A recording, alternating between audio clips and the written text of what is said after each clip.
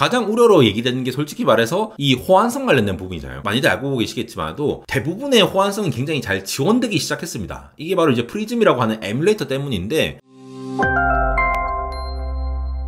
네, 여러분 반갑습니다. 에러입니다. 지금 저는 하와이 마우이 섬의 하얏트 리젠시 호텔에 있습니다. 바로 스냅드래곤 서밋 2025를 직접 앞에서 보기 위해서인데요. 어제까지 다양한 체험들을 하고 또 AI와 관련된 온디바이스 AI와 관련된 다양한 CEO들의 대담들을 들었는데 오늘 드디어 여기 시간으로 오전인데요. 스냅드래곤 서밋 메인 핵심이라고 할 수 있는 프로덕트 키노트가 지금 열리게 될 예정입니다. 10분 후에 진행될 예정이니까 스냅드래곤 X 엘리트, 스냅드래곤 8 엘리트의 넥스트 버전이 나올 것 같은데 노트북과 모바일에서 어떤 혁신이 있을지 또 벤치마크 점수가 어떨지를 한번 보도록 하겠습니다.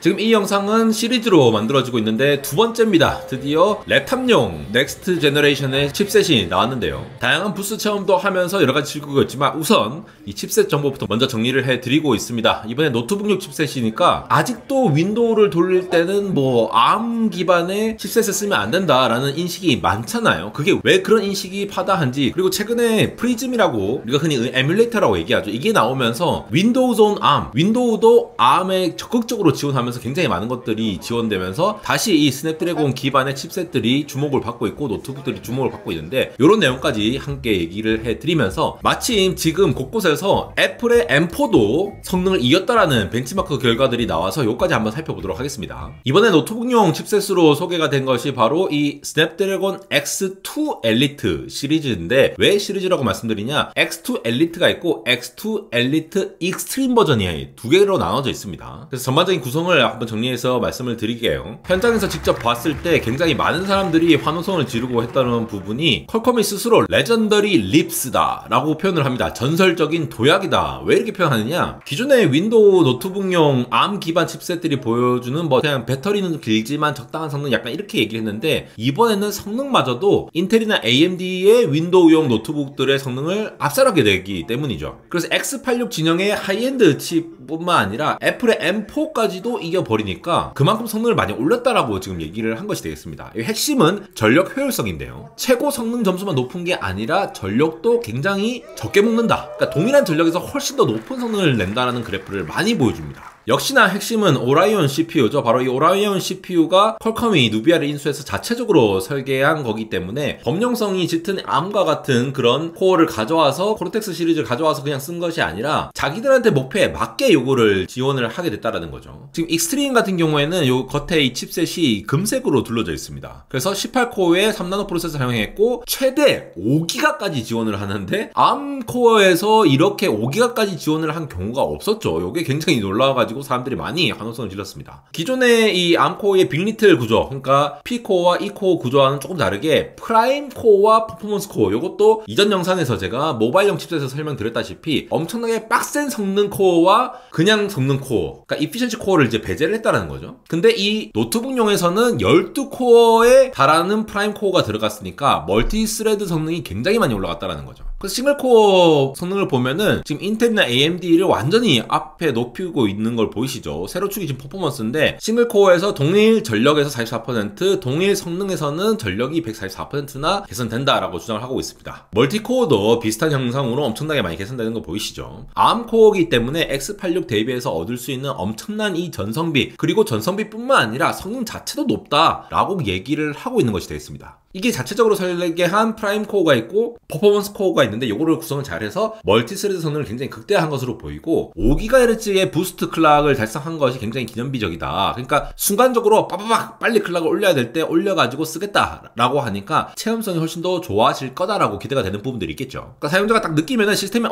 빠릿빠릿하네, 굉장히 빠르네, 약간 느낄 만한 요소가 있다라는 겁니다. 이게 ARM 프로세서, ARM 기반의 어떤 설계 같은 거를 얘기를 하다 보면은 X86이 아닌 리스크 구조에서의 이 한계를 항상 얘기를 하게 되잖아요. 근데 그거 하기 전에 일단 먼저 ARM과 오라이온 CPU가 뭐가 다르냐라고 했을 때는 기본적으로 ARM은 범용적으로 접근할 수밖에 없겠죠. 이러한 레퍼런스 코어를 만들어가지고 PPA, 그러니까 퍼포먼스 파워 에어리아, 성능 전력 면적을 잘 이렇게 밸런스 있게 균형점을 맞춰갖고 이렇게 내놓는 것이 중요합니다. 이게 CPU 아키텍처를 보면은 프론트엔드와 백엔드가 있거든요. 프론트엔드는 일단 명령어들을 이제 그 받는 입장이고, 백엔드는 그 받은 것들을 실제로 처리하는 거라고 보시면 돼요. 근데 프론트엔드 쪽에서 한 번에 처리할 수 있는 명령어 양, 보통 이제 코드 위스라고 하는데 이게 최고 성능을 달성하기보다는 효율성에 맞춰져 있어요. 그렇다 보니까 이제 아무래도 제한적일 수밖에 없겠죠. 그리고 백엔드 쪽에서도 연산을 수행하는 어떤 실행 유닛들의 수랑 종류들이 한정적으로 돼 있거든요. 특정 작업이 치우치지 않습니다. 근데 요거를 퀄컴이 자기들이 원하는 대로 설계를 하게 되면은 어떠한 상황에서도 굉장히 최고 성능을 지향한다는 하이 퍼포먼스. 왜냐하면은 현재 윈도우 PC에서 전성비에 치우치지 않고 성능까지 끌어올리면은 X86보다도 훨씬 더 앞선다라는 걸 보여줄 필요가 있었겠죠. 그러면서 IPC, Instruction per Clock, 한번 클락 할 때마다 몇 개의 인스트럭션 하느냐 하는 이 효율성 자체도 완전 쫙 올려버리니까 이런 미친 성능이 나올 수 있었다는 겁니다. 다음으로 봐야 될 게 GPU 보기 전에 NPU부터 먼저 보고 싶습니다. 왜냐하면은 성능이 진짜 많이 올랐거든요. NPU 달성 수치를 얘기하면은 이번에 80톱스라고 얘기를 합니다. 지금 보시는 거는 벤치마크 점수 기준으로도 압도적으로 나오는데 다른 것들 비교해서 정말 빠르게 나오는 거 볼 수가 있죠. 이게 NPU가 지금 80톱스거든요. 경쟁사 같은 경우에는 40에서 50 그리고 40도 안 되는 경우도 있어요. 이게 톱스라는 게 초당 1조 번의 연산을 의미하는 단위죠. 트릴리언이니까. 지금 보통 얘기하면은 이게 인트 8 기준으로 얘기를 하게 되는데 80톱스라는 거는 예를 들어 애플 M4가 38톱스고 AMD 라이젠 AI 300 시리즈가 50톱스로 사실상 제일 높았었는데 이걸 이제 훌쩍 뛰어넘는 거죠. 그러면서 실제로 마이크로소프트에서도 나와가지고 얘기를 하는 게 마이크로소프트 입장에서도 인텔과 AMD 같은 X86에서만 지원을 할 게 아니라 ARM에서도 열심히 지원을 해줘야겠는 거예요. 퀄컴이 너무 잘하니까 지금. 그래서 마이크로소프트는 지금 코파일럿이라는 이 에이전틱 AI를 계속 밀고 있잖아요. 그래서 윈도우 기반으로 에이전틱 AI가 잘 구현되도록 하는데 이렇게 NPU가 80톱스까지 지원을 하니까 굉장히 많은 걸 할 수 있지 않겠습니까? 여러분 이게 코파일럿이라는 것과 코파일럿 플러스 PC라고 하는 거는 서로 좀 다르거든요. 코파일럿 플러스 PC라고 하는 거는 윈도우에서 이 코파일럿을 잘 이렇게 에이전틱하게 구현을 할 수 있도록 지원하는 PC를 얘기를 하는 거예요.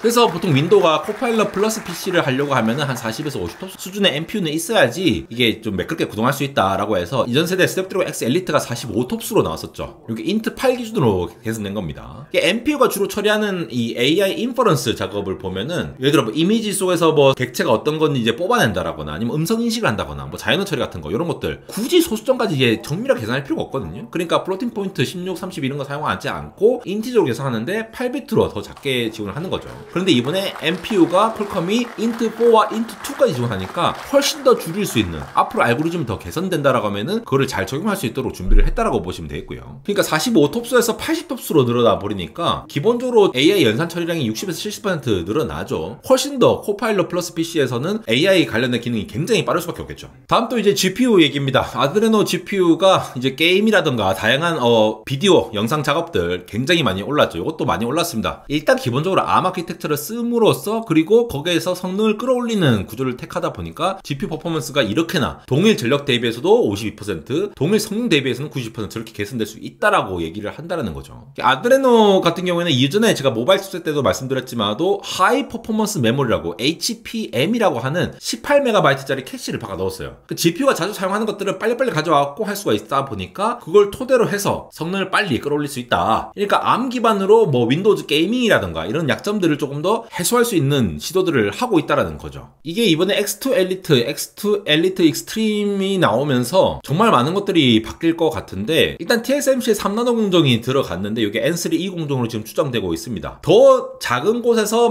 더 밀도 높게 많이 넣을 수 있으니까 기본적으로 더 많은 트랜지스터를 박아 넣을 수 있다라는 측면에서 개선된 부분들이 있을 거고 보통은 원래 모바일 칩셋이 가장 그 선단 공정을 사용하고 그 다음에 PC용이라든가 이런 것들은 그 다음 공정을 사용하죠. 근데 이제 PC 타겟으로도 3나노 공정까지 왔다라고 보시면 되겠습니다. 원래 TSMC가 공식적으로 밝힌 게 N4P 공정에서 N3E 공정 4나노에서 3나노 공정으로 넘어오면은 동일 전력에서 최대 18% 성능이 향상되고 동일 성능 기준으로는 최대 32% 전력이 감소된다. 더 트랜지스터를 이제 밀어 넣을 수 있는 것이 최대 60% 증가한다는 얘기가 나오고 있었거든요. 우리 흔히 이제 소위 말해서 공정빨이라고 얘기하는데 공정에 의해서 개선된 폭보다도 X2 엘리트가 X 엘리트 대비해서 성능 향상폭이 굉장히 커서 예를 들어 멀티코어는 뭐 50% 증가 막 이러잖아요. 그래서 공정 수치 개선 예를 들어 18%보다도 훨씬 더 높게 개선됐다라고 하는 것이 TSMC 3나노 공정을 토대로 해서 기본적인 베이스를 잘 끌어놓고 설계 역량을 굉장히 잘 구성을 했다라는 느낌이 듭니다 지금. 그리고 더 높은 클럭 속도를 지원할 수 있도록 머리를 잘 쓴 것으로 보이고요. 퀄컴 입장에서는 다양한 애플리케이션 측면에서의 이 성능도 이제 말을 해야 될 수 있는 게 가장 우려로 얘기되는 게 솔직히 말해서 이 호환성 관련된 부분이잖아요. 많이들 알고 계시겠지만도 대부분의 호환성이 굉장히 잘 지원되기 시작했습니다. 이게 바로 이제 프리즘이라고 하는 에뮬레이터 때문인데 뭐 어도비 포토샵 라이트룸 저런 전문적인 작업 작업들, 왜냐면은 이 PC 시장은 개인용보다는 업무 비즈니스 전문가용 시장이 훨씬 더 크거든요. 그런 것들을 충분히 커버를 할 수 있도록 지원을 하게 되고 그게 더 성능이 빠르게 된다고 하니까 내 시간을 아껴주는 역할이 된다라는 거죠. 긱배치 같은 점수도 중요하지만 실질적인 저런 성능들, 마이크로소프트 365 같은 것들, 뭐 라이트룸 내보내기라든가 이런 것들 대부분 다 엄청나게 개선이 되고 있습니다. 기본적인 에뮬레이션 성능도 굉장히 좋아질 뿐더러 요즘은 이 ARM 기반으로, 윈도우즈 온 ARM 기반으로 네이티브하게 x86으로부터 만들어진 거를 변환시키는 게 아니라 애초에 ARM 기반으로 설계되는 애플리케이션도 많이 나오고 있는 상황입니다.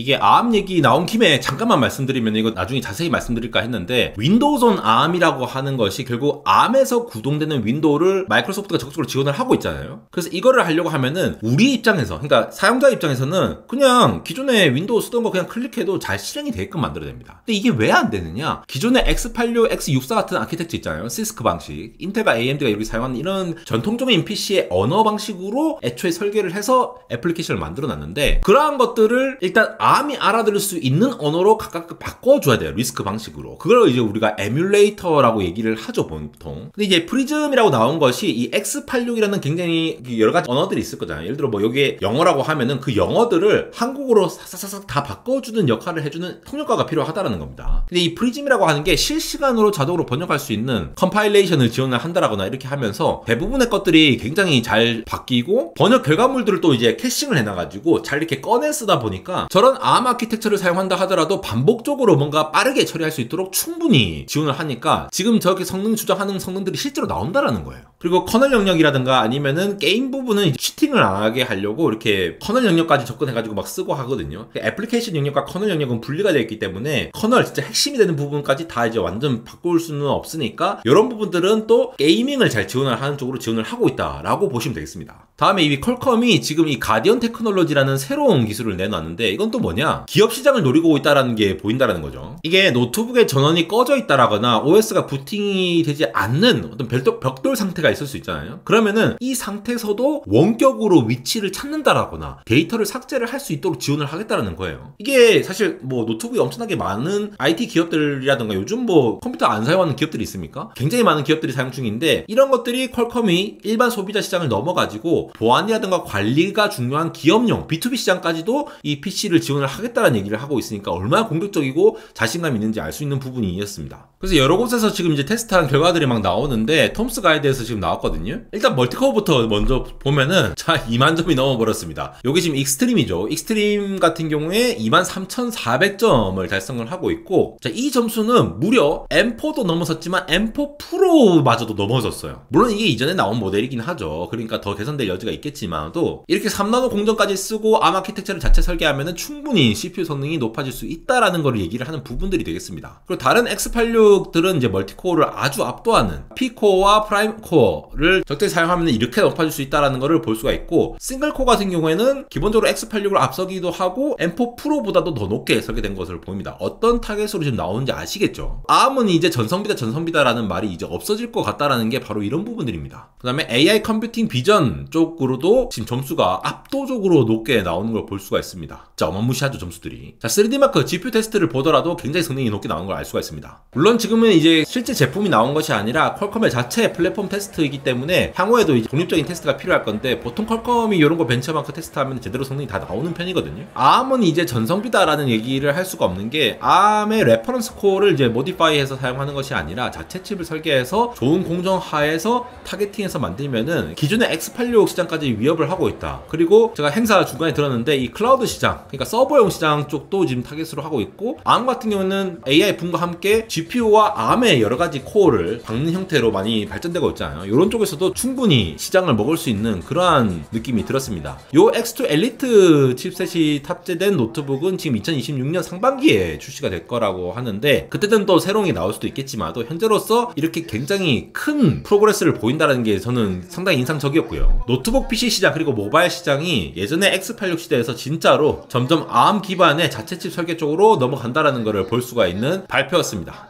지금까지 하와이 스냅드래곤 서밋 현장에서 에러였습니다.